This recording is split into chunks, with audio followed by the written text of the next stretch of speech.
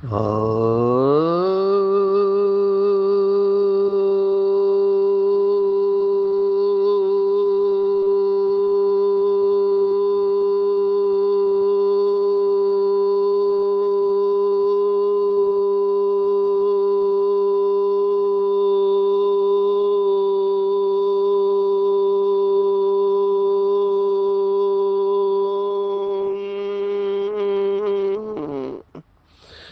शांति। आज 26 जनवरी 2025 भारत में रविवार है। Today is 26th January 2025 and it's Sunday in Bharat. आज की मुरली का जादुई रहस्य स्वयं को प्रेरणा देने के लिए magical secrets of today's Murli for motivating the self. आज रविवार है तो अव्यक्त बाप दादा के बहुत ही पावरफुल और मधुर महावाक्य है। रिवाइज तारीख है 15 दिसंबर 2003। Revise date is 15th December 2003। मुरली का टाइटल है प्रत्यक्षता के लिए साधारणता को अलौकिकता में परिवर्तन कर दर्शनीय मूर्त बनो। पूरी मुरली इस एक वाक्य के अंदर आ गई है। ये सार निकालना भी कला होती है। पूरी मुरली का सार इस एक वाक्य के अंदर आ गया। फिर इसका विस्तार है कि बाबा की प्रत्यक्षता। बाबा ने आज कहा रचयिता रचना के द्वारा प्रत्यक्ष होगा। अंग्रेजी में कहावत है सन शोज फादर। जब किसी का बच्चा कुछ विशेष काम करता है तो लोग पूछते हैं कि ये किसका बच्चा है। दो शब्द है बनने वाला और बनाने वाला। दादी को बड़ी दादी को ये पूछा क्लास में कि कौन श्रेष्ठ है बनने वाला या बनाने वाला। तो दादी ने जवाब दिया दोनों का अपना महत्व है, लेकिन बनने वाले से बनाने वाला हमेशा महान होता है। तो क्रिएशन से क्रिएटर का पता चलता है। भारत में एक गीत बहुत प्रसिद्ध हुआ बॉलीवुड का, ये कौन चित्रकार है। तो चित्र को देख के लोग पूछते हैं कि इसका चित्रकार कौन है जो इतना अच्छा चित्र निकाला है। तो हमारा चित्र बनाने वाला स्वयं भाग्य विधाता भगवान हमारे द्वारा प्रत्यक्ष होगा। ये फाइनल सेवा है। बाबा ने कई मुरलियों में बताया है कि भाषण से बाबा प्रत्यक्ष नहीं होगा। मैं जब ट्रेन द ट्रेनर प्रोग्राम लेता हूँ, ट्रेनिंग देता हूँ, तब मैं ये बाबा के महावाक्यों को रिवाइज कराता हूँ। बहुत सुंदर महावाक्य है, हम सबको याद रखने जैसे महावाक्य है कि भाषण नहीं करना है लेकिन भाषणा देनी है। अभी बाबा के घर में बहुत सारे भाषण करने वाले बच्चे आ गए, पढ़े लिखे लोग हैं, तो भाषण करने में तो होशियार बन गए, लेकिन बाबा चाहता है कि भाषणा दे, माना अनुभव कराए। अनुभव। बाबा हमेशा दो बातें कहता है कि बनना और बनाना है। संपन्न बनना भी है, संपन्न बनाना भी है। तो भाषण नहीं करना है, भाषणा देनी है। दूसरी पॉइंट जो बाबा ने बताई थी कि टॉपिक कोई भी हो जिसके ऊपर आपको बोलना पड़े, टॉपिक कोई भी हो लेकिन स्थिति टॉप की होनी चाहिए। ये दूसरी बात हम ट्रेनिंग में बताते हैं। और तीसरी बात हमेशा बताते हैं कि करण करावनहार बाबा है, हम सभी निमित्त है। ये तीन बातें अगर हम सेवा के वक्त याद रखें तो अवस्था बहुत अच्छी रहेगी, हल्के रहेंगे, भारीपन नहीं आएगा। तो आज की पूरी मुरली है कि साधारणता को अलौकिकता में परिवर्तन करना। 69 में भी बाबा अव्यक्त होने के बाद ये इसी भाव से कई सारी मुरलियां चलाई थी कि लौकिक को अलौकिक में परिवर्तन करो तो फरिश्ता बन जाएंगे। फरिश्ता माना हमारे जैसे ही होंगे, साधारणता में अलौकिकता दिखाई देनी चाहिए। बहुत बार हमने देखा है कि लोग आजकल सुनना नहीं चाहते हैं, लोग देखना चाहते हैं। सोचना, बोलना और करना तीनों में समानता चाहते, इंटीग्रिटी चाहते हैं। मुझे रोज एक फोन आ रहा है, विच इज अनफॉर्चुनेट, ऐसा होना नहीं चाहिए, लेकिन बहुत फाइनेंशियल फ्रॉड हो रहे हैं, धन के धोखे बढ़ते जा रहे हैं, रिश्ते में भी धोखे हैं, हर जगह पे लोगों को धोखा मिल रहा है। ट्रस्ट का इशू है, विश्वास खत्म होता जा रहा है, क्योंकि कौन कब क्या करेगा, कैसे फंसाएगा। और इसमें फंसने वाले भी कौन होते हैं? जिनकी बुद्धि बुद्धि उस समय रॉन्ग जजमेंट देती है, क्योंकि बाहर का रूप देख के फंस जाते हैं।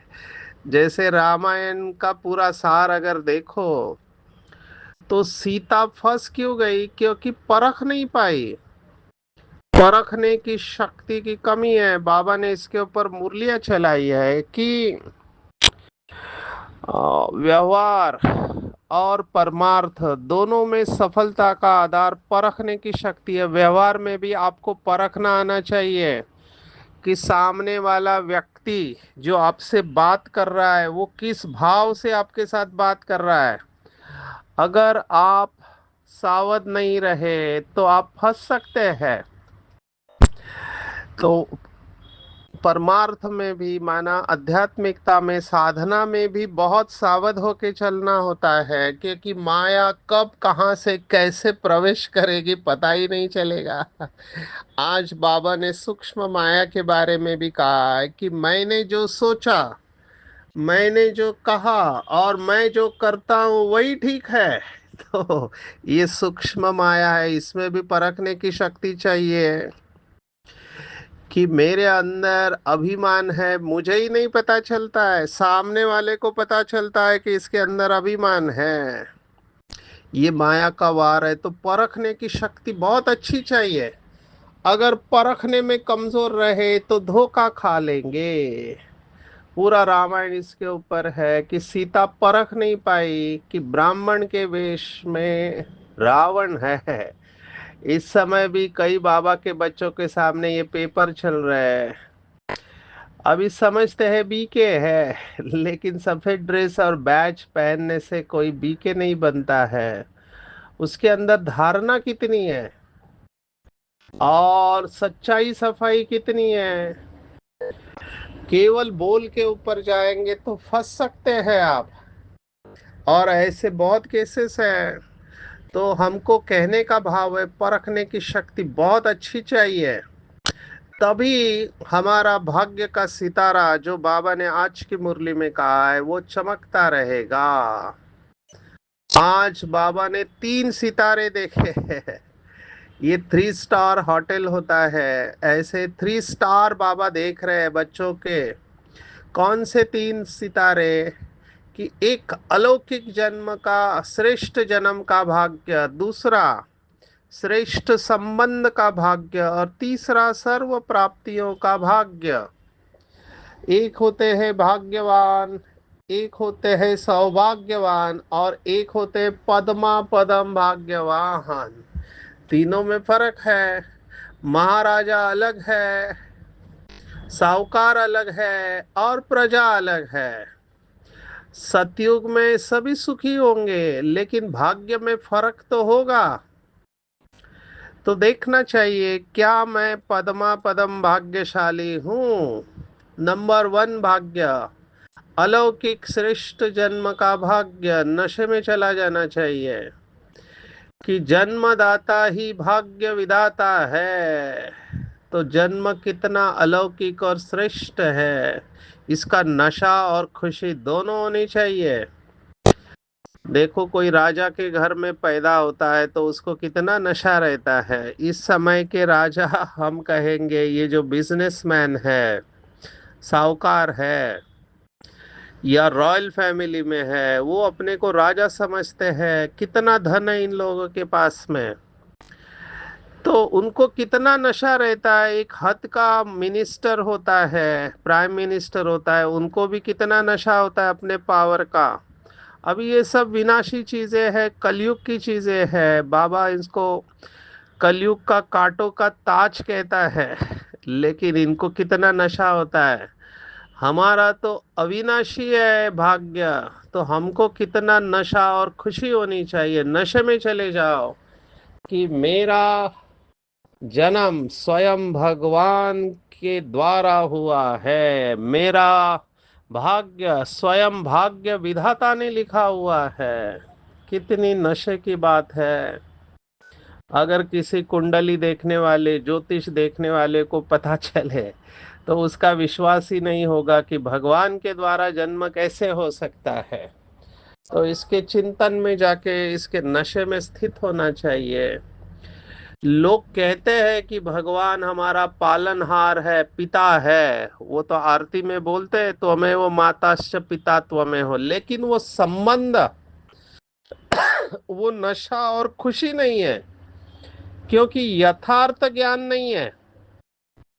यथार्थ नहीं है, इनडायरेक्ट है। बाबा ने ये शब्द इस्तेमाल किया, वो भी है बाबा के बच्चे लेकिन इनडायरेक्ट है, और हम हैं डायरेक्ट ईश्वरीय संतान। मैं बहुत बार मुरली के मेडिटेशन में ये शब्द इस्तेमाल करता हूँ, वो इसी भाव से कि हम डायरेक्ट ईश्वरीय संतान है। यथार्थ शिव बाबा को पहचान कर उसके साथ संबंध निभा रहे हैं। वैसे तो सभी संबंध है, हर एक संबंध की अपनी सुंदरता है, लेकिन उसमें भी ये तीन संबंध जिसके ऊपर भी बाबा ने कई मुरलियां चलाई है, पालना, पढ़ाई और श्रीमत, ये बहुत गहरे हैं।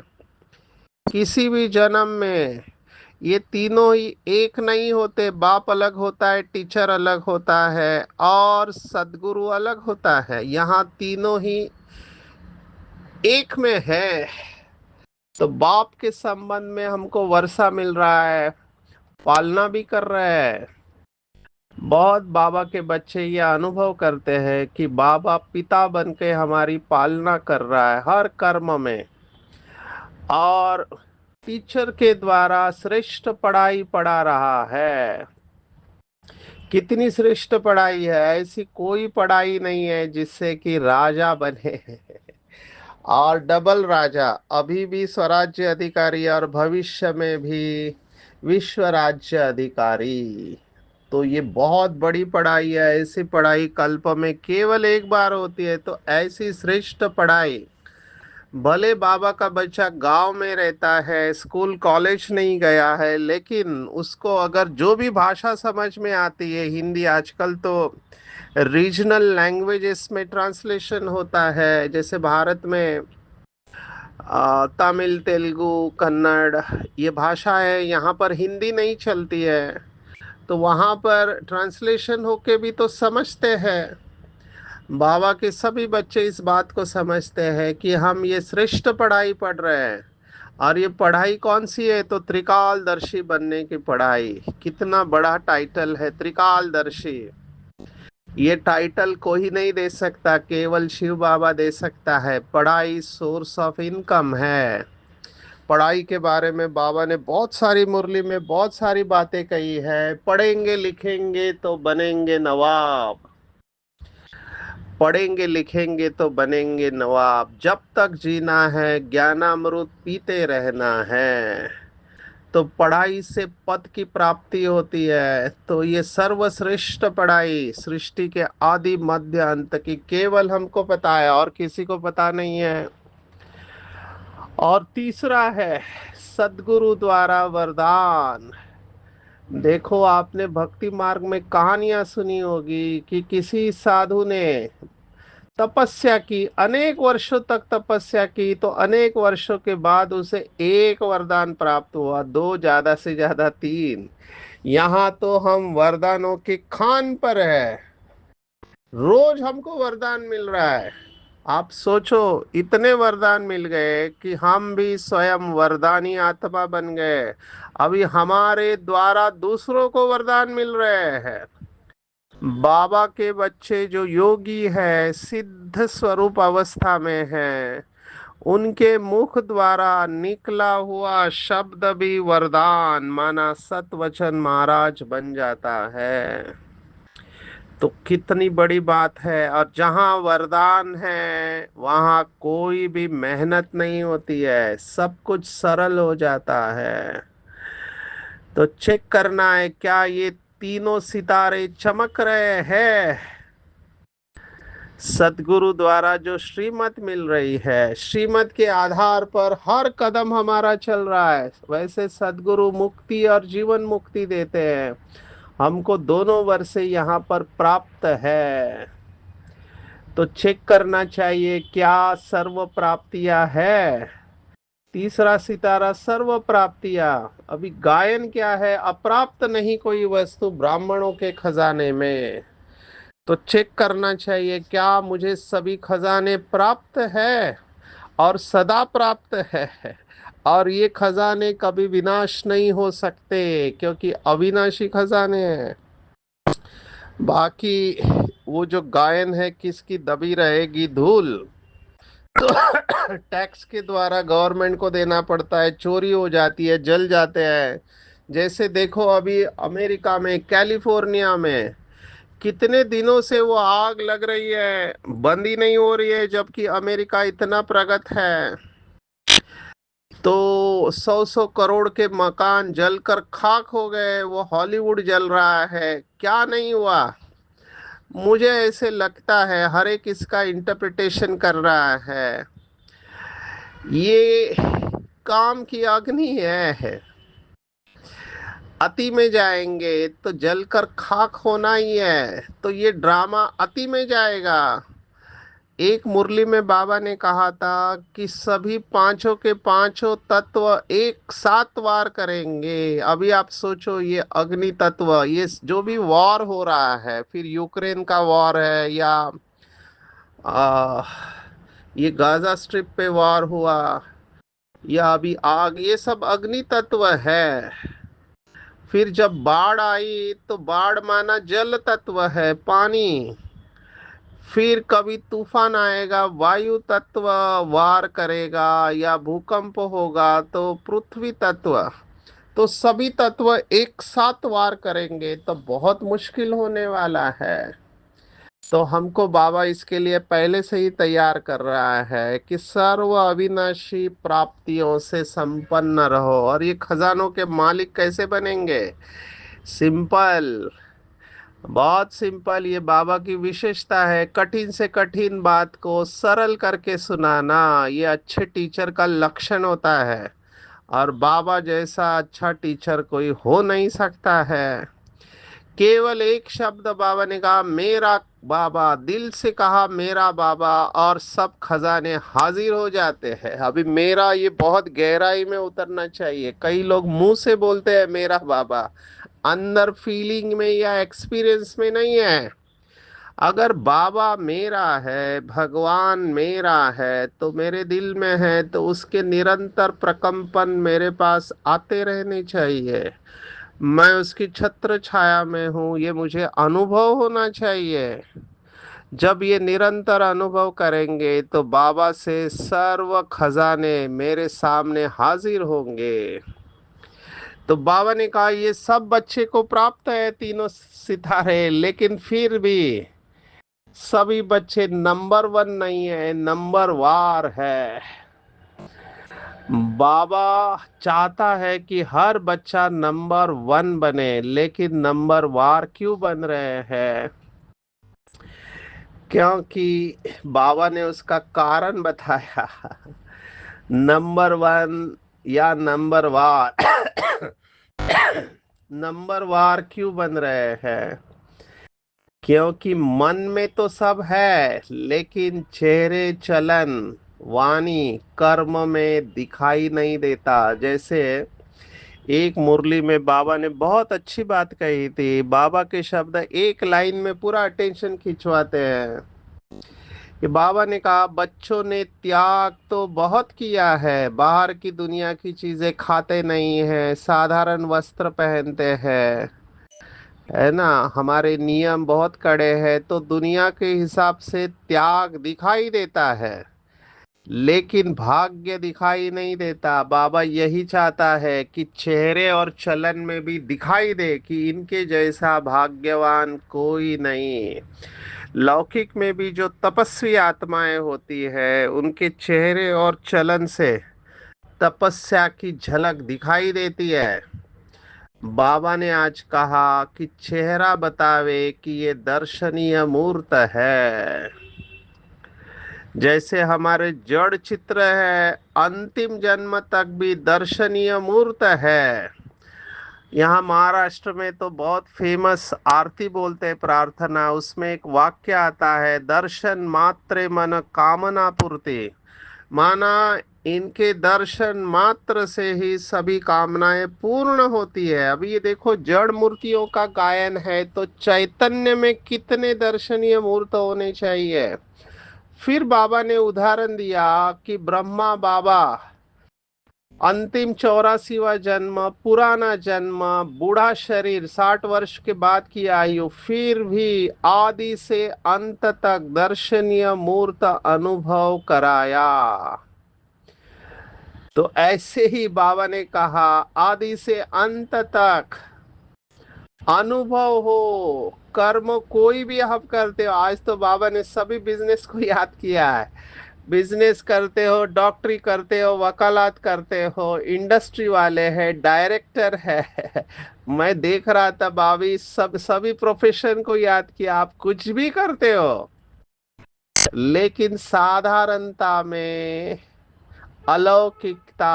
आप कोई भी काम करो, झाड़ू मारो, बर्तन मांजो, खाना बनाओ, ऑफिस में, इंडस्ट्री में, डॉक्टर, वकील, कुछ भी हो, अलौकिक फरिश्ते दिखाई दे, दर्शनीय मूर्त हमें देखकर लोगों को शांति की अनुभूति हो, सुख की अनुभूति हो, दिव्यता की अनुभूति हो। बाबा ने तो यहाँ तक कहा कि आपकी भाषा भी अलौकिक चाहिए, साधारण शब्द निकलने ही नहीं चाहिए। साधारण तो प्रजा होती है, लेकिन राजा साधारण नहीं होता है। जब हमारा कर्म, चलन, चेहरा सिद्ध करेगा, भाषण से नहीं सिद्ध होगा। भाषण तो एक तीर लगाना है, लेकिन प्रत्यक्षता होगी। इनको बनाने वाला कौन, खुद ढूंढेंगे, खुद पूछेंगे आपको बनाने वाला कौन है। तो ये फाइनल सेवा है, चेहरे और चलन के द्वारा बाप को प्रत्यक्ष करना। लेकिन इसके लिए मैंपन का त्याग करना पड़ेगा।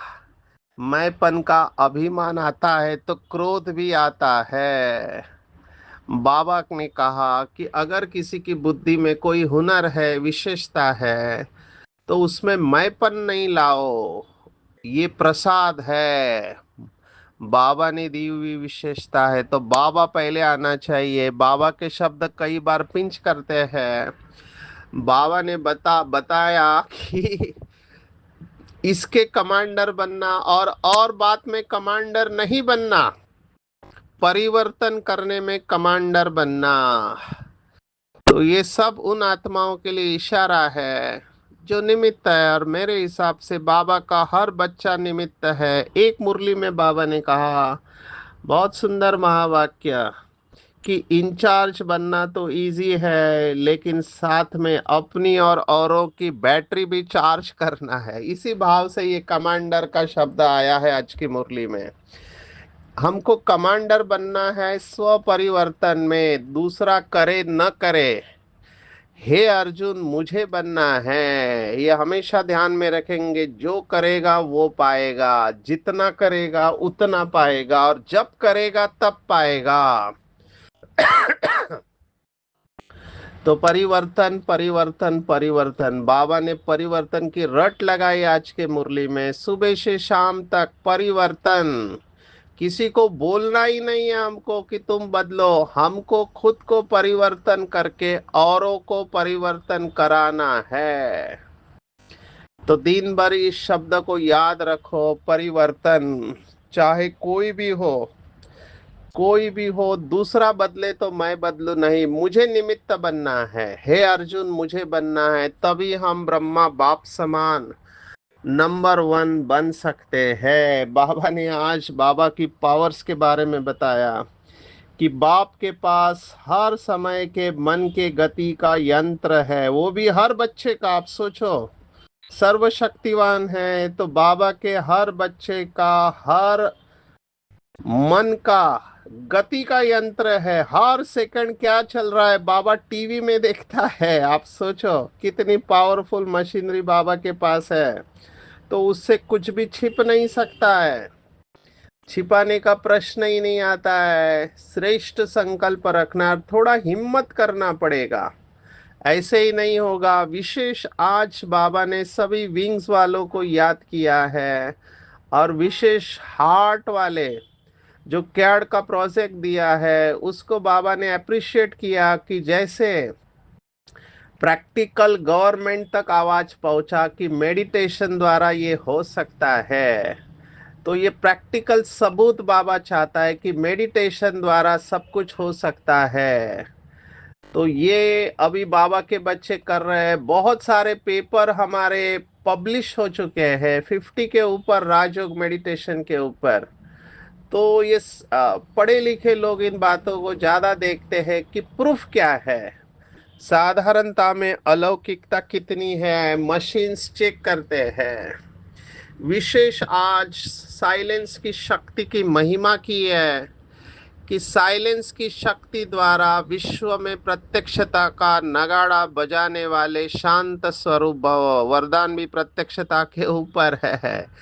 साइंस के ऊपर साइलेंस की जीत होगी, न कि वाणी की जीत होगी। ये बाबा बार बार कह रहा है। ये सब उन लोगों के लिए है जो समझते हैं भाषण के द्वारा।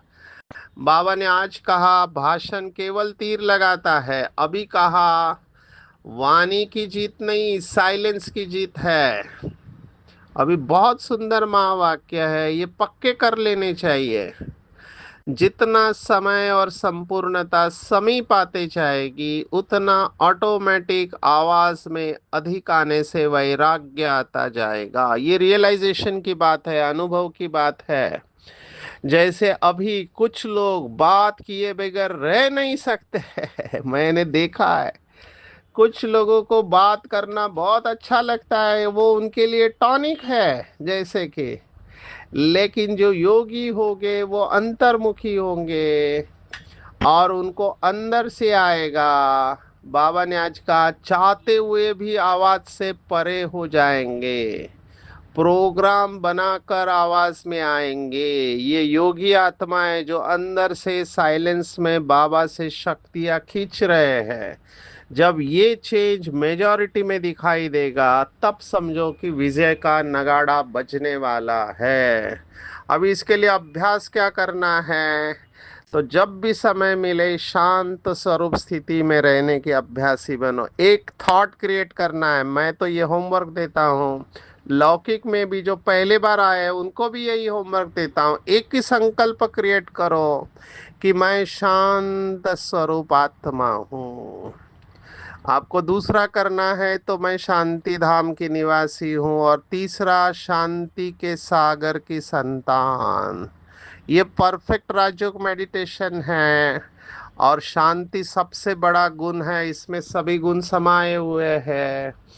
ऐसे शांत स्वरूप आत्माएं जीरो बाप के साथ रहने वाले हीरो एक्टर बन जाते हैं, और श्रेष्ठ संकल्पों की एकाग्रता द्वारा विश्व को परिवर्तन करते हैं, भटकती हुई बुद्धि को एकाग्र करते हैं।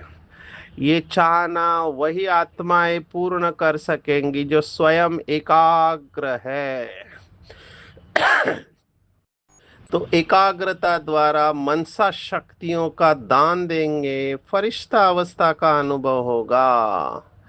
तो आज की पूरी मुरली में टेक होम है कि मेरे जैसा भाग्यवान कोई नहीं, क्योंकि श्रेष्ठ अलौकिक जन्म, श्रेष्ठ संबंध और सर्व प्राप्तियों का भाग्य मेरे साथ है। मैं त्रिकालदर्शी आत्मा हूँ, वरदानी आत्मा हूँ, लौकिकता में भी अलौकिकता को दिखाने वाली महान आत्मा हूँ।